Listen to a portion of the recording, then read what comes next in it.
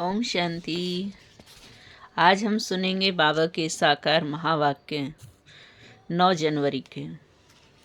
आज बाप ने कहा, मीठे बच्चे, तुम्हें विकर्मों की सजा से मुक्त होने का पुरुषार्थ करना है। तुम्हें विकर्मों की सजा से मुक्त होने के लिए पुरुषार्थ करना है। इस अंतिम जन्म में सब हिसाब किताब चुकतू कर पावन बनना है। इस अंतिम जन्म में सब हिसाब किताब चुकतू कर पावन बनना है। आज बाबा प्रश्न पूछ रहे हैं, धोखेबाज माया कौन सी प्रतिज्ञा तोड़वाने की कोशिश करती है? धोखेबाज माया कौन सी प्रतिज्ञा तोड़वाने की कोशिश करती है? तो आज बाप दादा कह रहे हैं, तुमने प्रतिज्ञा की है कि कोई भी देहधारी से हम दिल नहीं लगाएंगे। तुमने प्रतिज्ञा की है कि कोई भी देहधारी से हम दिल नहीं लगाएंगे। आत्मा कहती है कि हम एक बाप को ही याद करेंगे, अपनी देह को भी याद नहीं करेंगे। आत्मा कहती है हम एक बाप को ही याद करेंगे, अपनी देह को भी याद नहीं करेंगे। बाप देह सहित सबका संन्यास कराते हैं, परंतु माया यही प्रतिज्ञा तोड़वाती है। देह में लगाव हो जाता है। जो प्रतिज्ञा तोड़ते उन्हें सजाएं भी बहुत खानी पड़ती है। गीत है आज का, तुम ही हो माता पिता, तुम ही हो बंधु सखा, तुम ही हो। ओम शांति। ऊंच से ऊंचे भगवान की भी महिमा है और फिर ग्लानि भी की है। महिमा भी की है तो भगवान की ग्लानि भी करते हैं। अब ऊंच से ऊंचे बाप खुद आकर परिचय देते हैं और फिर जब रावण राज्य शुरू होता है तो अपनी ऊंचाई दिखाते हैं। भक्ति मार्ग में भक्ति का ही राज्य है, इसलिए कहा जाता है रावण राज्य। वह है राम राज्य और ये है रावण राज्य। राम और रावण की भेंट की जाती है। बाकी वह राम तो त्रेता का राजा हुआ, उनके लिए नहीं कहा जाता है। रावण है आधा कल्प का राजा। ऐसे नहीं, बाबा कहते ऐसे नहीं कि राम आधा कल्प का राजा है, नहीं। यह डिटेल में समझने की बातें हैं। बाकी वह तो बिल्कुल सहज बात है समझने की। हम सब भाई भाई हैं। हम सब का वह बाप एक निराकार है। बाप को मालूम है इस समय हमारे सब बच्चे रावण की जेल में हैं। कामचिता पर बैठ सब काले हो गए हैं। यह बाप जानते हैं। आत्मा में ही सारी नॉलेज है। इसमें भी सबसे जास्ती महत्व देना है आत्मा और परमात्मा को जानने का। छोटी सी आत्मा में कितना पाठ नुंदा हुआ है जो बजाती रहती है। देहाभिमान में आकर पाठ बजाते हैं तो स्वधर्म को भूल जाते हैं। अब बाप आकर आत्माभिमानी बनाते हैं, क्योंकि आत्मा ही कहती है हम पावन बने। तो बाप कहते मामे कम याद करो। आत्मा पुकारती है कि हे परम पिता, हे पतित पावन, हम आत्माएं पतित बन गए हैं, आकर हमें पावन बनाओ। संस्कार तो सब आत्मा में है। आत्मा साफ कहती है कि हम पतित बने हैं। पतित उनको कहा जाता है जो विकार में जाते हैं। पतित मनुष्य पावन निर्विकारी देवताओं के आगे जाकर मंदिर में उनकी महिमा गाते हैं। बाप समझाते हैं, बच्चे तुम ही पूज्य देवता थे। 84 जन्म लेते लेते नीचे जरूर उतरना पड़े। यह खेल ही है पतित से पावन और पावन से पतित होने का। सारा ज्ञान बाप आकर इशारे में समझाते हैं। अभी सबका अंतिम जन्म है। सबको हिसाब किताब चुकतू करके जाना है। बाबा साक्षात्कार कराते हैं। पतित को अपने विकर्मों का दंड जरूर भोगना पड़ता है। पिछाड़ी का कोई जन्म देकर ही सजा देंगे। मनुष्य तन में ही सजा खाएंगे, इसलिए शरीर जरूर धारण करना पड़ता है। आत्मा फील करती है कि हम सजा भोग रहे हैं। जैसे काशी कलवट खाने समय दंड भोगते हैं, किए हुए पापों का साक्षात्कार होता है। तब तो कहते क्षमा करो भगवान, हम फिर ऐसा नहीं करेंगे। यह सब साक्षात्कार में ही क्षमा मांगते हैं, फील करते हैं, दुख भोगते हैं, तो सबसे जास्ती महत्व है आत्मा और परमात्मा का। बाबा बता रहे हैं कि सबसे ज़्यादा महत्व जो पार्ट है, महत्व है, महिमा है, वो है आत्मा और परमात्मा की। आत्मा ही 84 जन्मों का पाठ बजाती है, तो आत्मा सबसे पावरफुल हुई ना। सारे ड्रामा में महत्व है आत्मा और परमात्मा का, जिसको और कोई नहीं जानते हैं। एक भी मनुष्य नहीं जानता कि आत्मा क्या, परमात्मा क्या। ड्रामानुसार यह भी होना है। तुम बच्चों को भी ज्ञान है कि यह कोई नई बात नहीं, कल्प पहले भी यह चला था। कहते भी हैं ज्ञान, भक्ति और वैराग, परंतु अर्थ नहीं समझते। बाबा ने इन साधुओं आदि का भी संग बहुत किया हुआ, क्योंकि ब्रह्मा बाबा ने भी 12 गुरु किए, 13वां गुरु शिव बाबा। 13वां गुरु मिला तो शिव बाबा किसका हो गया? ब्रह्मा बाबा का। और ब्रह्मा बाबा किसके हो गए? शिव बाबा। 13वां माना सब कुछ 13। तो बाबा कहते बहुत किया है संग, सिर्फ नाम ले लेते हैं। अभी तुम बच्चे अच्छी रीति जानते हो कि हम पुरानी दुनिया से नई दुनिया में जाते हैं, तो पुरानी दुनिया से जरूर वैराग्य करना पड़े। इनसे क्या दिल लगानी है? तुमने प्रतिज्ञा की है कोई भी देहधारी से दिल नहीं लगाएंगे। आत्मा कहती है हम एक बाप को ही याद करेंगे, अपनी देह को भी याद नहीं करेंगे। तो बाप देह सहित सबका संन्यास कराते हैं। फिर औरों की देह से हम क्यों लगाव रखें? कोई से लगाव होगा तो उनकी याद आती रहेगी, फिर ईश्वर याद आ न सके। प्रतिज्ञा तोड़ते हैं तो सजा भी बहुत खानी पड़ती है, पद भी भ्रष्ट हो जाता है। इसलिए जितना हो सके बाप को ही याद करना है।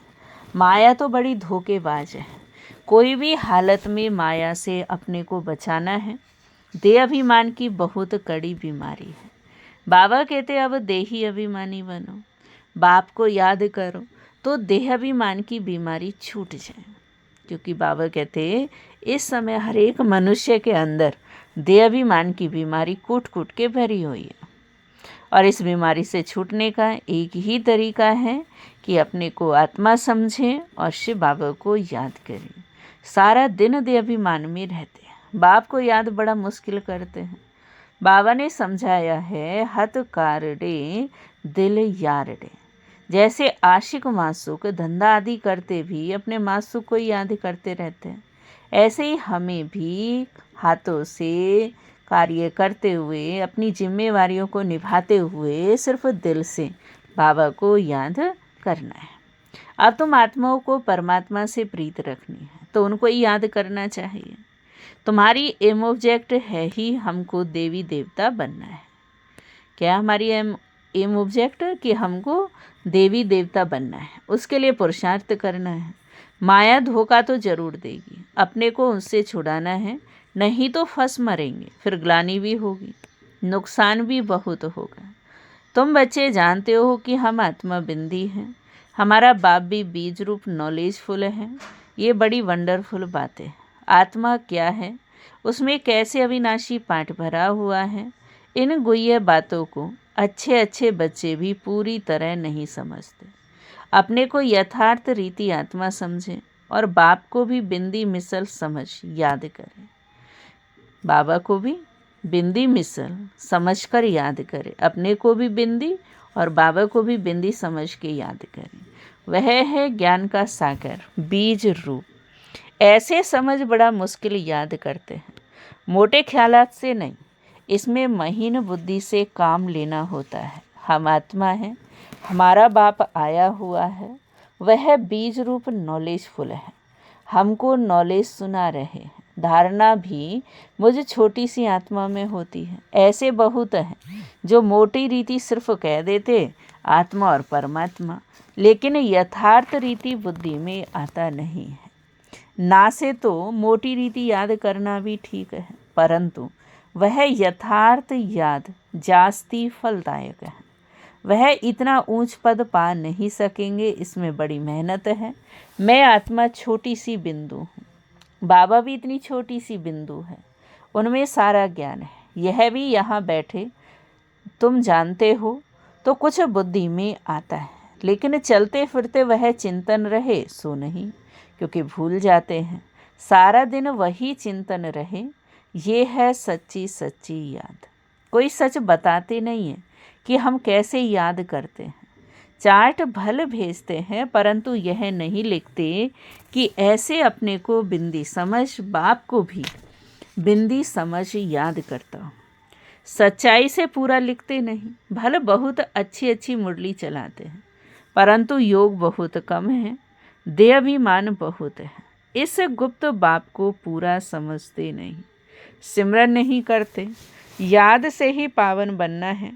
पहले तो कर्मातीत अवस्था चाहिए ना, वही ऊंच पद पा सकेंगे।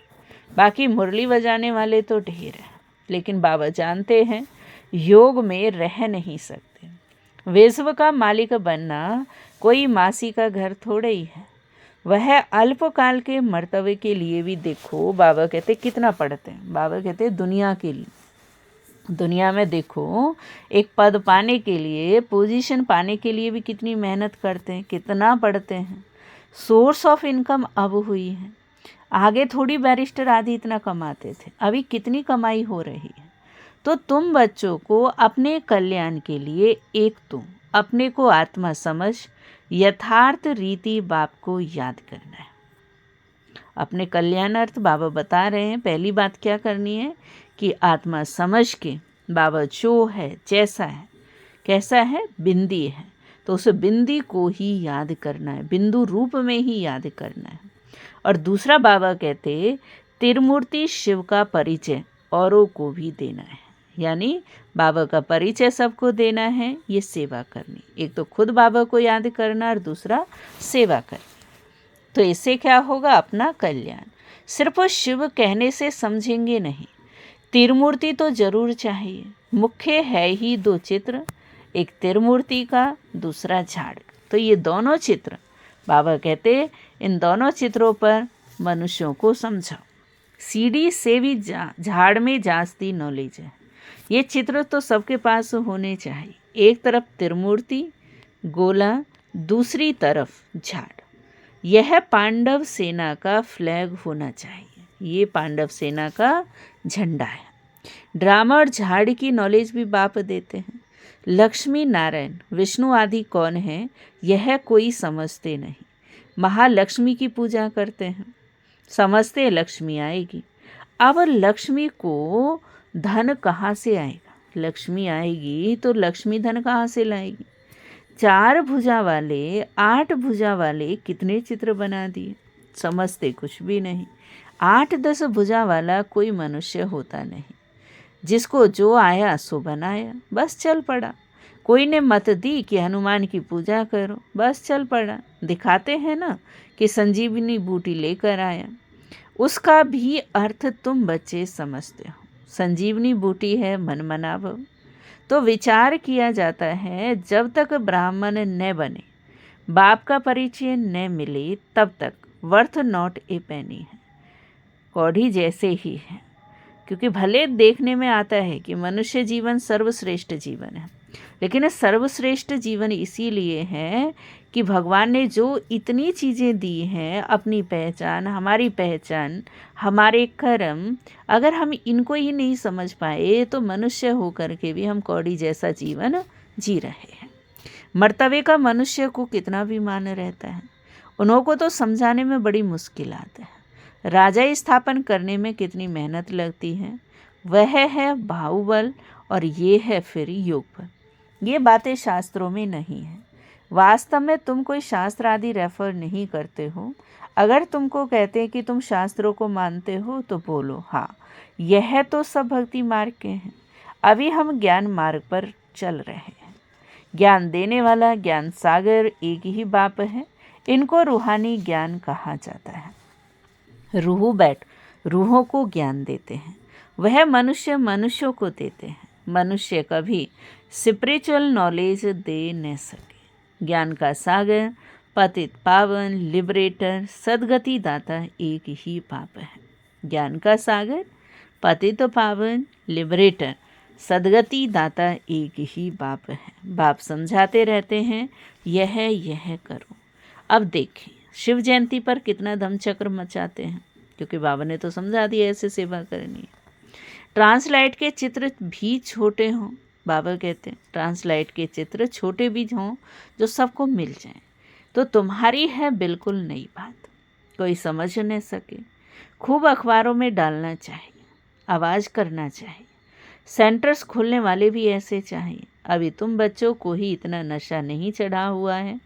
नंबरवार पुरुषार्थ अनुसार समझाते हैं। इतने ढेर ब्रह्मा कुमार कुमारियाँ। अच्छा, ब्रह्मा का नाम निकाल कोई का भी डालो, राधे कृष्ण का डालो। अच्छा, फिर ब्रह्मा कुमार कुमारियाँ कहाँ से आएंगी? अगर ब्रह्मा का निकाल के नाम किसी और का डाल दें तो फिर ब्रह्मा कुमार कुमारियाँ, फिर ब्राह्मण, वो कहाँ से आएंगे? बाबा कहते कोई तो ब्रह्मा चाहिए ना, जो मुख वंशावली बीके हो। बच्चे आगे चलकर बहुत समझेंगे, खर्चा तो करना पड़ता है। चित्र तो बड़े क्लियर है। लक्ष्मी नारायण का चित्र भी बहुत अच्छा है, क्योंकि ये हमारा लक्ष्य है। हमको ऐसा बनना है, हमको ऐसी दुनिया बनानी है। तो बाबा कहते तो थोड़ी सी मेहनत और कुछ खर्च तो होता है। अच्छा, मीठे मीठे, आज देखिए बाबा याद प्यार भी बड़ी वंडरफुल दे रहे हैं, बड़ी प्यारी सी दे रहे हैं। मीठे मीठे सिखिला दे, सर्विस एबल, आज्ञाकारी, फरमान बरदार, नंबरवार पुरुषार्थ अनुसार। मीठे मीठे सिखिला दे, सर्विसेबल, आज्ञाकारी, फरमान बरदार, क्योंकि बाबा ने सेवा दी है ना कि औरों को भी समझाना है, उसके लिए चित्र हों, ट्रांसलाइट के चित्र हों। तो आज्ञाकारी, फरमान बरदार, नंबरवार पुरुषार्थ अनुसार। बच्चों प्रति माता पिता बाप दादा का याद प्यार और गुड मॉर्निंग। रूहानी बाप की रूहानी बच्चों को नमस्ते। तो हम रूहानी बच्चों की रूहानी बाप को नमस्ते नमस्ते नमस्ते। शुक्रिया बाबा, शुक्रिया शुक्रिया बाबा, शुक्रिया। अभी सुनेंगे धारणा के लिए मुख्य सार। फर्स्ट पॉइंट है, कर्मातीत बनने के लिए बाप को महीन बुद्धि से पहचान कर। कर्मातीत बनने के लिए बाप को महीन बुद्धि से पहचान कर यथार्थ याद करना है। पढ़ाई के साथ साथ योग पर पूरा अटेंशन देना है। पढ़ाई के साथ साथ योग पर पूरा अटेंशन देना है। सेकंड पॉइंट है, स्वयं को माया के धोखे से बचाना है। कोई की भी देह में लगाव नहीं रखना है। स्वयं को माया के धोखे से बचाना है, कोई की भी देह में लगाव नहीं रखना है। सच्ची प्रीत एक बाप से रखनी है, देहाभिमान में नहीं आना है। वरदान है आज का। आज देखो वरदान लेते हैं बाबा से। ब्रह्म मुहूर्त के समय वरदान देने और दान देने वाले, ब्रह्म मुहूर्त के समय वरदान देने और दान देने वाले बाप समान वरदानी महादानी भाव।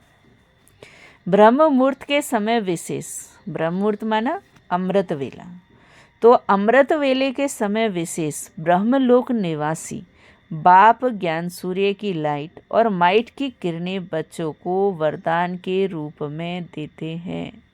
साथ साथ ब्रह्मा बाप भाग्य विधाता के रूप में भाग्य रूपी अमृत बांटते हैं। तो सिर्फ बुद्धि रूपी कलश अमृत धारण करने योग्य हो। देखो अमृत वेले दोनों ही बाप दादा शिव बाबा हमें ज्ञान सूर्य जो हैं लाइट और माइट की किरणें बच्चों को वरदान के रूप में देते हैं, और भाग्य विधाता ब्रह्मा बाप भाग्य रूपी अमृत बांटते हैं। तो इसके लिए क्या चाहिए? बुद्धि रूपी कलश जो अमृत धारण करने योग्य हो, किसी भी प्रकार का विघ्न या रुकावट न हो, तो सारे दिन के लिए श्रेष्ठ स्थिति व कर्म का मुहूर्त निकाल सकते हो, क्योंकि अमृत वेले का वातावरण ही वृत्ति को बदलने वाला होता है। इसलिए उस समय वरदान लेते हुए दान दो, अर्थात वरदानी और महादानी बनो। स्लोगन है आज का, क्रोधी का काम है क्रोध करना और आपका काम है स्नेह देना। क्रोधी का काम है क्रोध करना और आपका काम है स्नेह देना। आगे अव्यक्त इशारा है, अब स्व कल्याण का ऐसा श्रेष्ठ प्लान बनाओ जो विश्व सेवा में सकाश आपे ही मिलती रहे। अब स्व कल्याण का ऐसा श्रेष्ठ प्लान बनाओ जो विश्व सेवा में सकाश आपे ही मिलती रहे। अभी उमंग उत्साह से अपने मन में यह पक्का वायदा करो कि हम बाप समान बनकर ही दिखाएंगे। ब्रह्मा बाप का भी बच्चों से अति स्नेह है, इसलिए एक एक बच्चे को इमर्ज कर विशेष समान बनने की सकाश दे रहे हैं। ओम शांति, ओम शांति, ओम शांति।